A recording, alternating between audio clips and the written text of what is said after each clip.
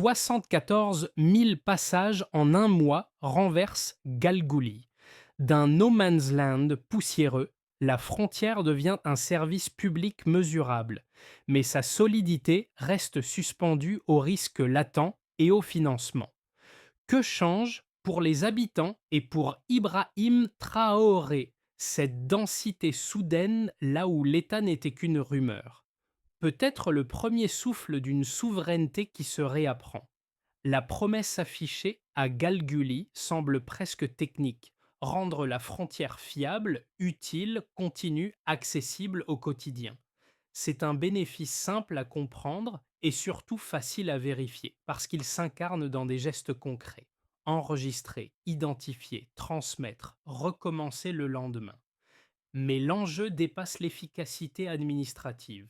Dans une région où l'autorité a longtemps été intermittente, chaque journée sans incident devient une preuve, et chaque preuve construit une crédibilité qui se diffuse bien au-delà du poste.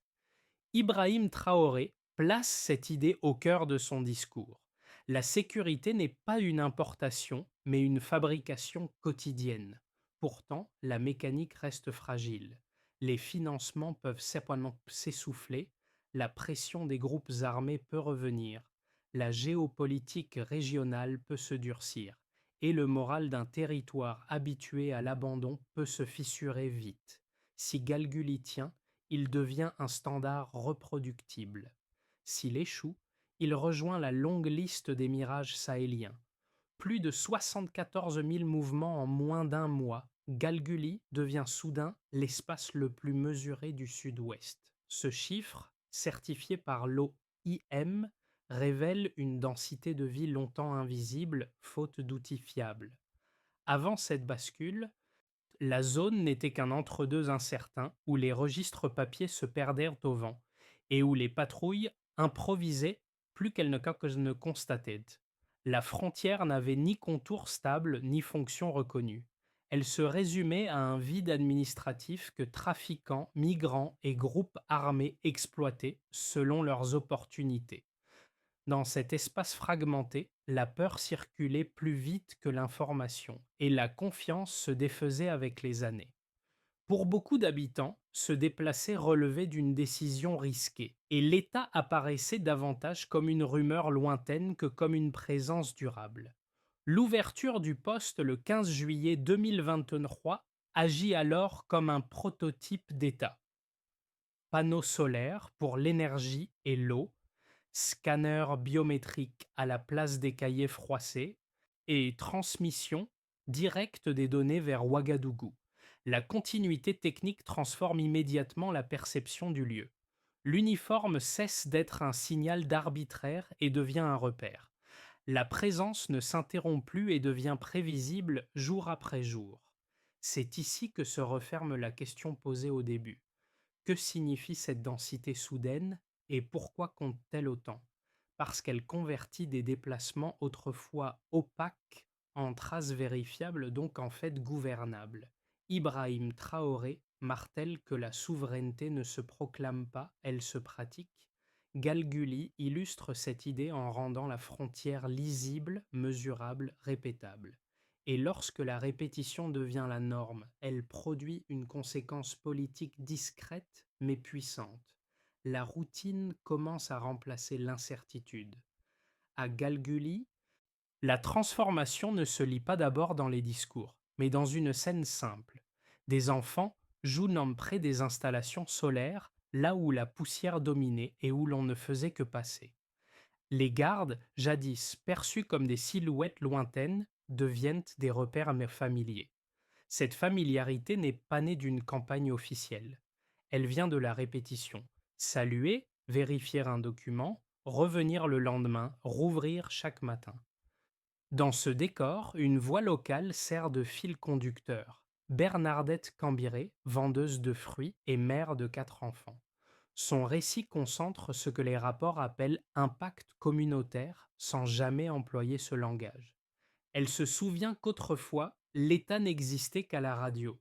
Cette formule résume des années d'invisibilité. Aujourd'hui, Elle installe son étal à quelques mètres du forage alimenté par le poste et une phrase suffit à décrire la bascule. Ils nous ont apporté la lumière et la paix. Un second témoin, ancien officier devenu animateur radio, ajoute une couche plus institutionnelle. Quand on sert, on est enfin vu. Ce n'est pas seulement une émotion. Dans un territoire habitué à l'effacement, être vu change les comportements collectifs. Les marchés s'organisent à des heures plus régulières. Les trajets se planifient avec moins d'angoisse. Les habitants s'approprient progressivement un espace qui n'était auparavant qu'un passage incertain. La frontière cesse alors d'être une zone tampon. Elle devient un lieu habité doté de routine. Et c'est peut-être cela la conséquence la plus immédiate. Une infrastructure ne change pas seulement un paysage, elle change la manière de l'habiter. L'activation commence le 15 juillet 2023 sous un soleil qui écrase tout. Le poste frontalier de Galguli ouvre sans cérémonie.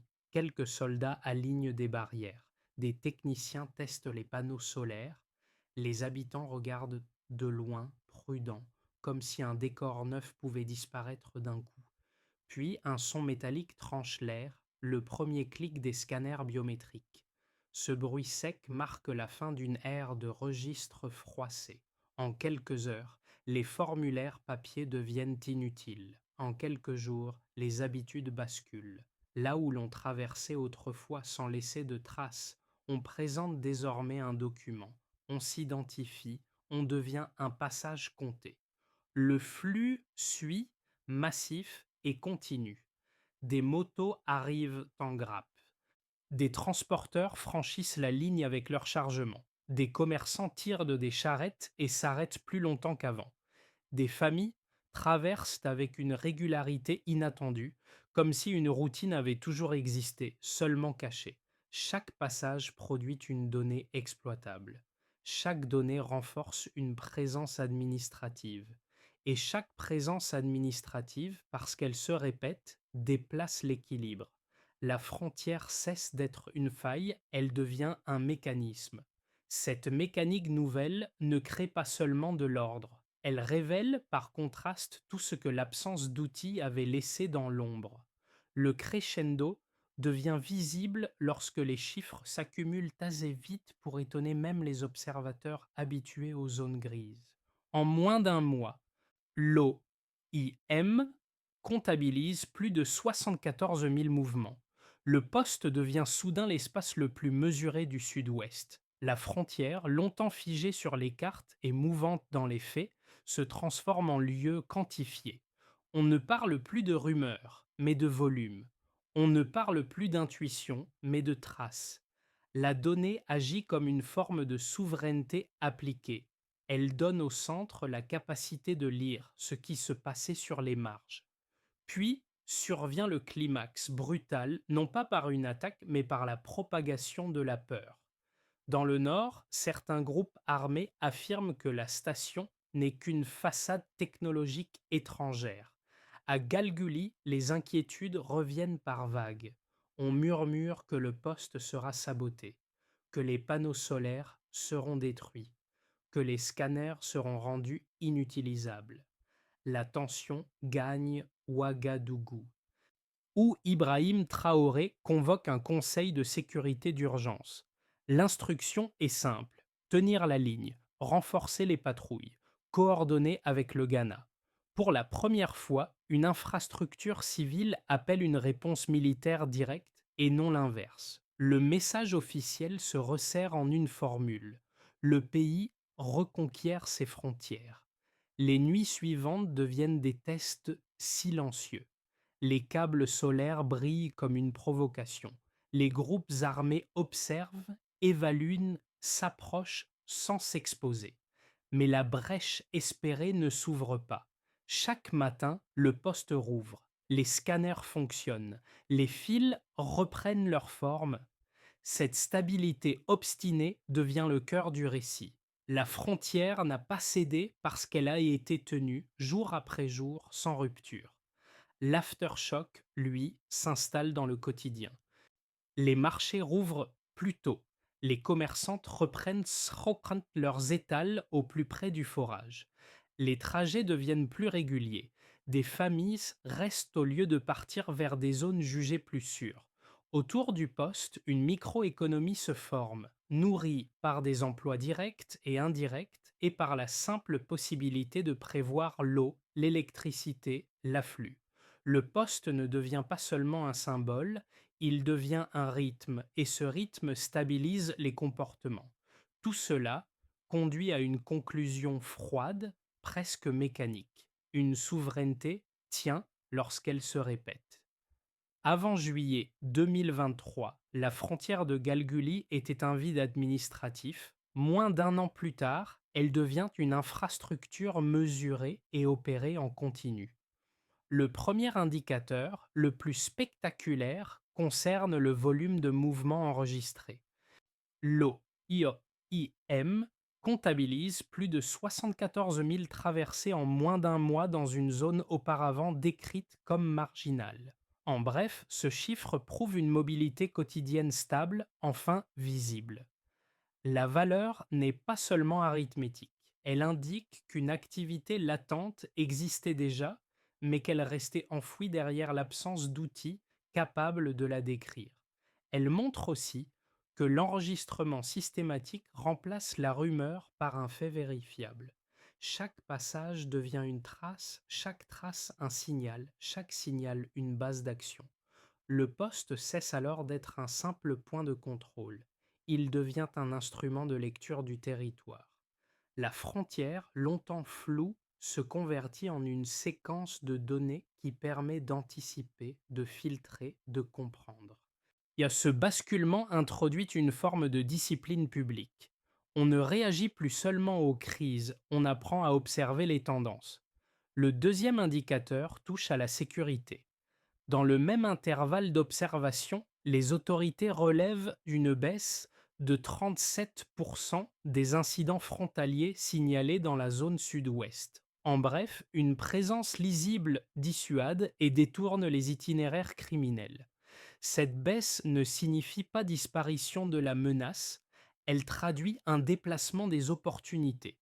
Quand un espace devient prévisible, il devient plus coûteux à manipuler. Les trafiquants, confrontés à des contrôles réguliers et à des patrouilles coordonnées, préfèrent emprunter d'autres routes moins surveillées et donc plus rentables pour eux. Les groupes armés, eux, perdent l'avantage du brouillard. La donnée produit ici un effet indirect.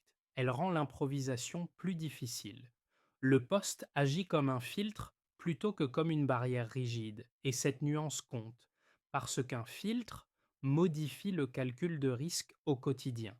La stabilité technique, panneaux solaires, transmission directe, scanners opérationnels, crée une continuité qui réduit les fenêtres d'infiltration. Le troisième indicateur concerne l'économie locale. Autour du poste, plus de 200 emplois directs et indirects apparaissent, formant une microéconomie inattendue. En bref, l'eau, l'électricité et les flux rendent l'activité rentable. À l'échelle nationale, le chiffre reste modeste, mais localement, il transforme un village presque dépourvu d'activités formelles en nœud d'opportunités.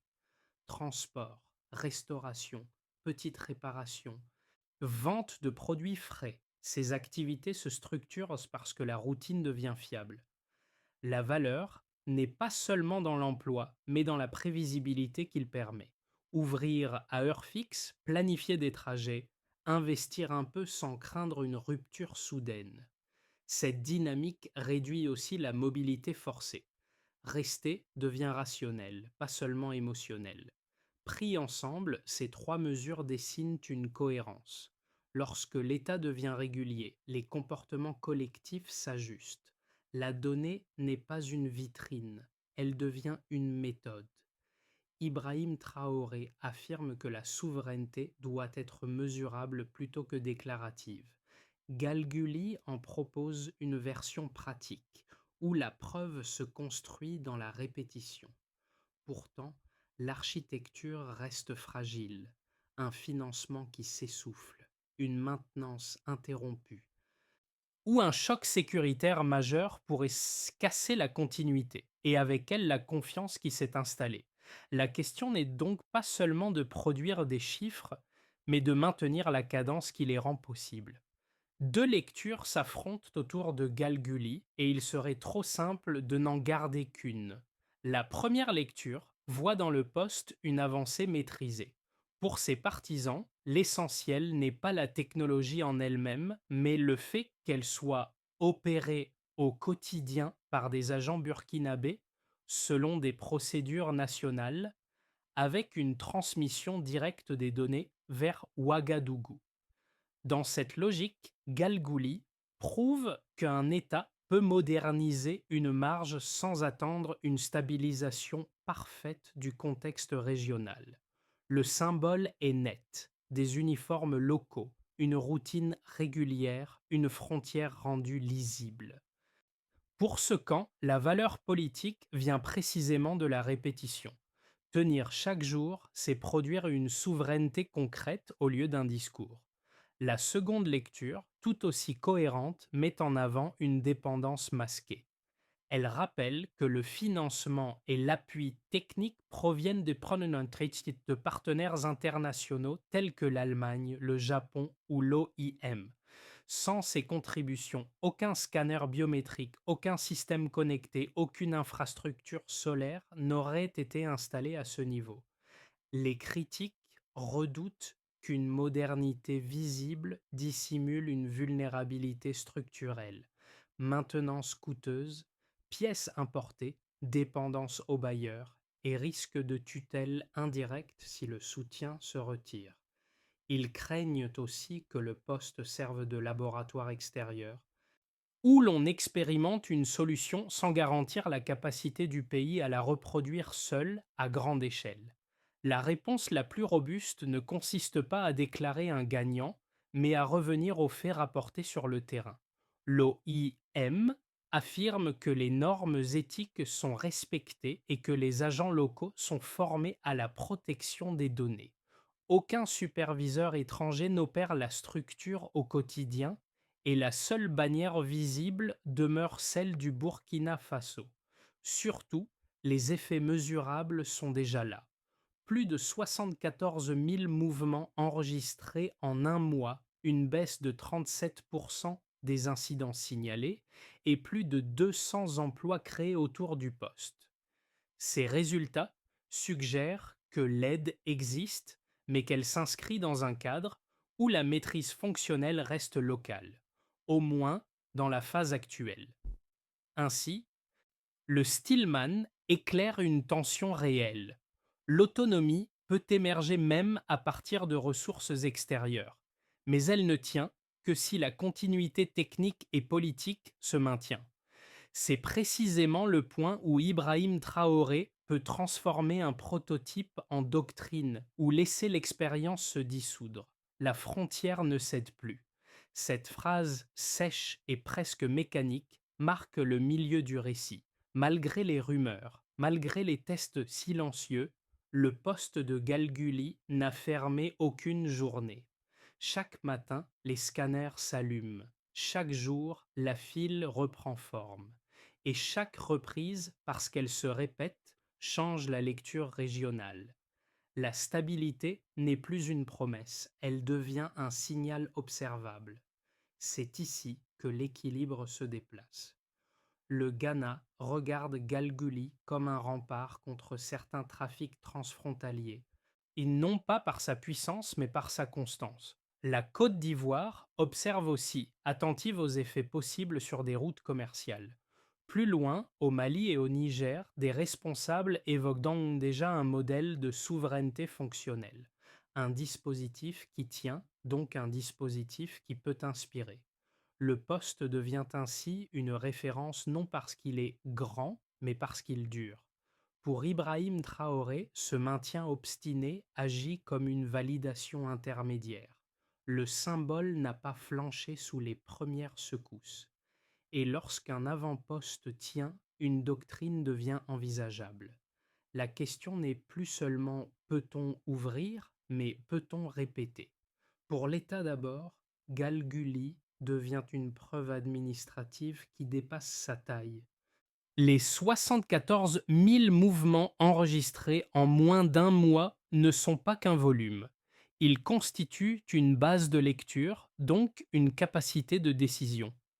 Les données transmises vers Ouagadougou permettent de remplacer l'intuition par une cartographie plus fine des mobilités et d'orienter les patrouilles avec davantage de cohérence. La baisse de 37% des incidents signalés dans la zone sud-ouest renforce cette légitimité. Elle donne au pouvoir central un argument mesurable, difficile à contester, sur l'efficacité d'une présence régulière. Dans ce cadre, Ibrahim Traoré peut présenter la frontière non comme une ligne à défendre par la force, mais comme un service public à maintenir, où chaque journée sans incident devient un capital politique accumulé. Pour les acteurs économiques ensuite, le poste agit comme un multiplicateur d'activités. Les plus de 200 emplois directs et indirects créés autour de Galguli alimentent une microéconomie structurée par la prévisibilité. Transporteurs, restauratrices, réparateurs, vendeuses de produits frais. Ce qui change n'est pas seulement le fait de travailler, mais la possibilité de planifier. Quand l'eau et l'électricité deviennent régulières, quand les flux se stabilisent, les horaires se fixent et l'investissement, même minimal, devient rationnel. Les commerçants réduisent le temps perdu à attendre une accalmie, les trajets se calquent sur une routine et la frontière cesse d'être une zone de friction permanente. La valeur du modèle réside dans cette transformation. L'ordre produit de l'économie et l'économie en retour renforce l'adhésion à l'ordre. Pour les habitants, l'effet le plus profond est souvent invisible dans les statistiques. La présence quotidienne modifie la psychologie collective. L'uniforme cesse d'être un signe d'arbitraire et devient un repère. L'accès à l'eau potable via le forage solaire libère du temps et réduit l'angoisse liée aux ruptures. Les femmes commerçantes s'installent plus près du poste parce que la visibilité des gardes stabilise l'espace. Les enfants jouent autour des installations solaires, signe que la peur se retire même par intermittence. Dans un territoire habitué à l'effacement, être vu, enregistré, reconnu transforme le sentiment d'appartenance. On ne traverse plus une zone grise, on entre dans un lieu où l'état est tangible, donc discutable, donc réel. Pour la région enfin, Galguli devient un signal stratégique. Le Ghana y voit un outil de limitation des trafics, la Côte d'Ivoire observe les effets sur certains corridors commerciaux et des responsables au Mali et au Niger évoquent un modèle adaptable. Cette reconnaissance extérieure élargit l'enjeu. Le poste n'est plus seulement une infrastructure locale, il devient un test de souveraineté appliquée, observé comme une possible méthode sahélienne. Si la continuité tient, l'idée se diffuse. Si elle se brise, l'échec se propage aussi. Et c'est précisément là que la répétition quotidienne, chère à Ibrahim Traoré, prend une dimension géopolitique. La routine devient un message. Dans les 6 à 12 prochains mois, Galgouli peut suivre 3 trajectoires, chacune dépendant moins des annonces que de la continuité du service, de la qualité des données et de la perception locale de sécurité. Le poste a déjà produit des preuves. La question devient: quelle dynamique ces preuves enclenchent-elles à l'échelle nationale et régionale, dans une trajectoire de continuité prudente? Le poste poursuit son fonctionnement quotidien sans rupture notable. Les scangis et les scanners restent opérationnels, l'énergie solaire demeure stable et la transmission des données vers Ouagadougou conserve sa régularité. Les patrouilles coordonnées avec le Ghana se normalisent, avec une coopération plus structurée sur les zones sensibles.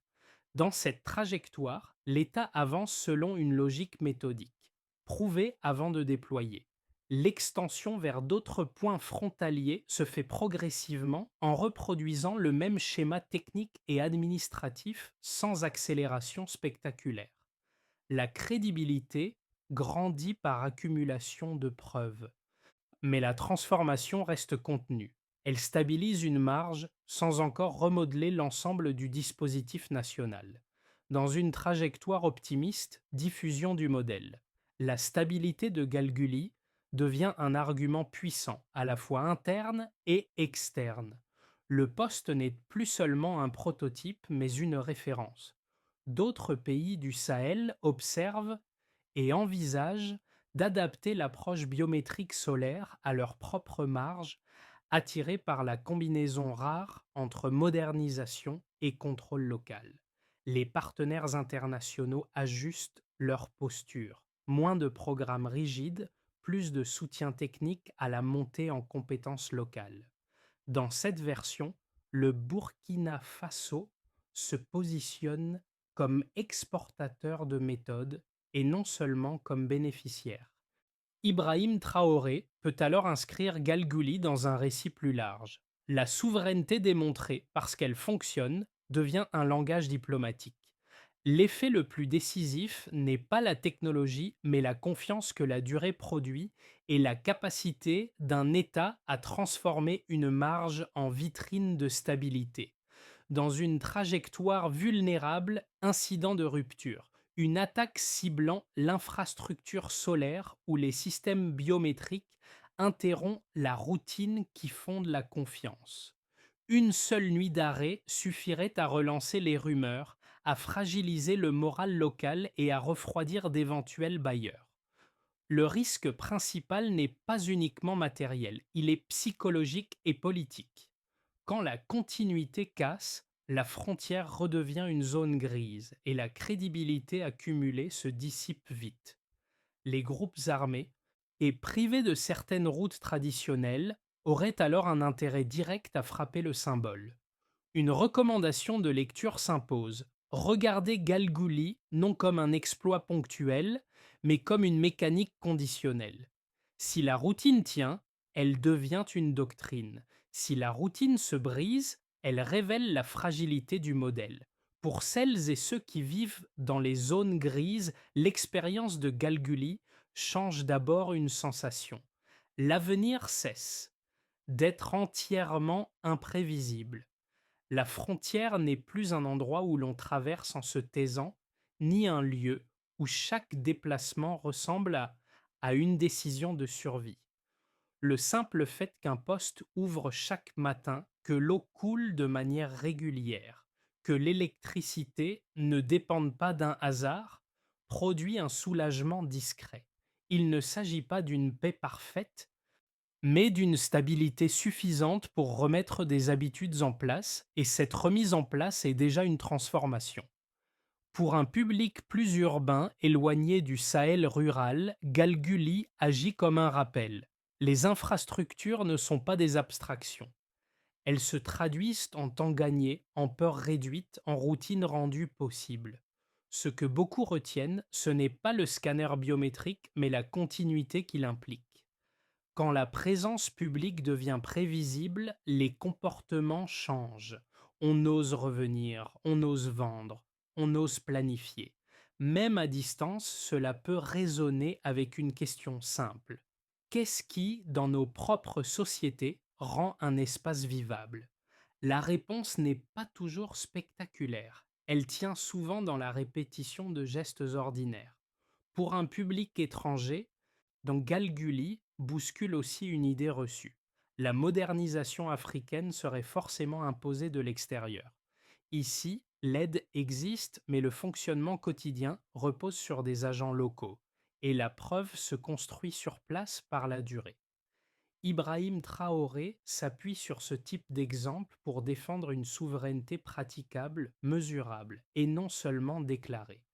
Et cela invite chacun à déplacer son regard, considérer les marges non comme des périphéries, mais comme des fondations là où se teste ce qui tient réellement. Pour que Galgouli passe du statut de prototype à celui de politique durable, une feuille de route précise s'impose. Elle ne vise pas à multiplier les annonces, mais à préserver la continuité qui fonde la confiance. Ibrahim Traoré peut en faire un modèle national seulement si chaque étape transforme la répétition en méthode, et la méthode en standard mesurable. D'abord, maintenance locale continue, mensuelle. Les équipes techniques du Betkeki du poste réalisent chaque mois un contrôle complet des panneaux solaires, des scanners biométriques et du forage. Le critère de succès reste simple: zéro interruption non planifiée. La routine est gestée la preuve. La panne est une fissure politique. Ensuite, coordination Burkina-Ghana structurée, bimensuelle. Les patrouilles conjointes fonctionnent sur un calendrier partagé, avec un rapport bimensuel sur les flux sensibles et les points de friction. La mesure attendue n'est pas un slogan, mais une capacité: réduire les incidents signalés et anticiper les déplacements à risque grâce aux données collectées. Puis, duplication progressive du modèle tous les 6 mois. L'extension vers d'autres postes suit une méthode identique: installation solaire, formation locale, connexion numérique directe vers Ouagadougou. Le rythme proposé est volontairement prudent: un nouveau poste opérationnel tous les 6 mois, afin de garantir la maîtrise avant l'expansion. En parallèle, audit trimestriel et transparence. En partenariat avec l'OIM, le gouvernement publie un rapport trimestriel sur la protection des données, la tolérance zéro pour les abus et la performance des systèmes. La transparence devient un outil de stabilité. Elle protège la légitimité autant que la technologie. Enfin, suivi communautaire mensuel. Un comité local, commerçants, femmes, leaders religieux, mesure l'accès à l'eau, la perception de sécurité et la fréquentation du marché. Si les habitants considèrent le poste comme un espace qui leur appartient, la continuité devient sociale, pas seulement technique. Cette feuille de route résume une idée: la souveraineté ne tient pas parce qu'elle brille, mais parce qu'elle dure. En fin d'après-midi, quand Bernardette Cambiré referme son étal, un bourdonnement léger traverse l'air, celui des panneaux solaires. Le son est discret, mais il dit tout. Il rappelle que la routine a remplacé l'incertitude, que l'eau ne s'interrompt plus, que les gardes saluent d'un geste simple, et que la frontière n'est plus seulement une ligne, mais une présence quotidienne. Ce n'est pas un récit héroïque, c'est une mécanique qui tient parce qu'elle se répète.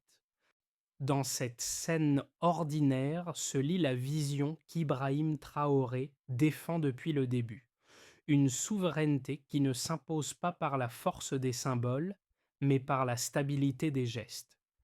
Bernardette n'en fait pas une théorie, elle en fait une expérience vécue dans chaque journée où le marché ouvre, où les trajets se planifient, où la peur recule un peu. Et c'est peut-être là la preuve la plus solide: la politique devient crédible quand elle se transforme en habitude. La stabilité naît de ce qui reste. Au-delà des chiffres et des débats sur la souveraineté, Galguli raconte une chose simple: ce qui semblait ingouvernable peut redevenir prévisible quand la présence publique devient régulière. Une frontière n'est pas seulement une ligne sur une carte, elle peut être un service, un moteur économique, et un espace où une communauté se reconnaît enfin dans l'État. C'est ce renversement silencieux qui donne à l'histoire sa portée. Elle oblige à regarder les marges non comme des lointains, mais comme des fondations possibles.